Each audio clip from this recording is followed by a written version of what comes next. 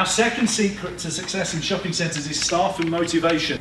When I bought my first business, and I had to fly to Edinburgh in Scotland, and I spoke to my mother, and she wanted, I travelled anyway, and said, I'm on a flight back in Edinburgh, I'll be back late from Edinburgh. And she said, what are you doing in Edinburgh? And I said, well, I'm on the phone, it'd be all right. So I said, I'm buying a company.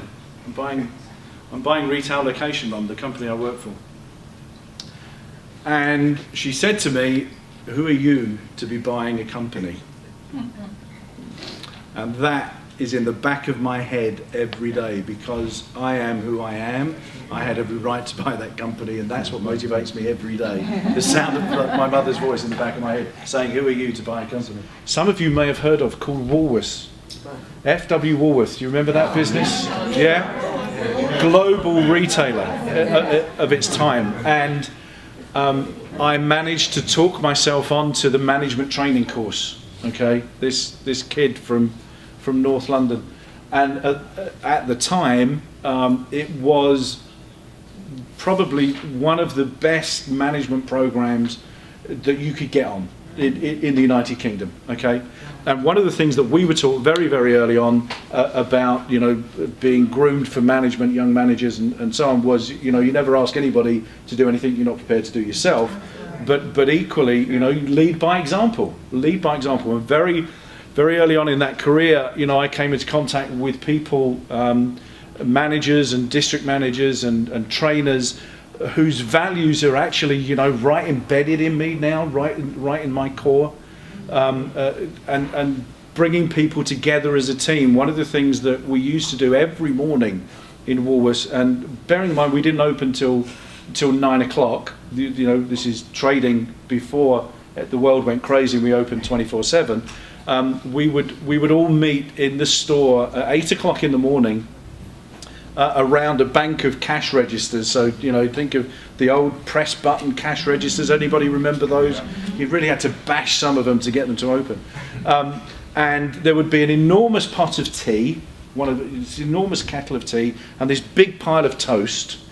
And as managers, young trainees and managers and department managers, we would all be round this area, eating toast, drinking tea, and being given our assignments for the day from the store manager or his deputy, the general manager. Titles being so important. We had a general manager, we had a manager, we had a department manager, we had department supervisors, you had a stockroom manager, you had a stockroom supervisor, and then you had a trainee, which was where I was, right? And how we started that career, day one, managed to get onto this course, turned up at the store I was allotted to, day one in a suit, and a tie, when ties were fashionable, and thought, okay, this is going to be this.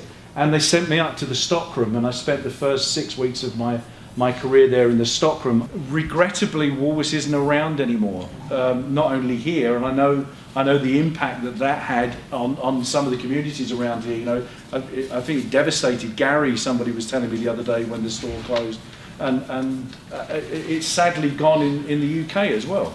And it's gone because it didn't keep pace with people's expectations. But in terms of a concept, Woolworths was an amazing concept, right? But if you think about it, Christmas decorations from October through December, big January sales. You always knew when it was Christmas in Woolworths because the Easter eggs were arriving at the back door. That was one of the things that we said. Huge Easter egg displays and so on, and a really worthwhile way of introducing me into retail, and that's what.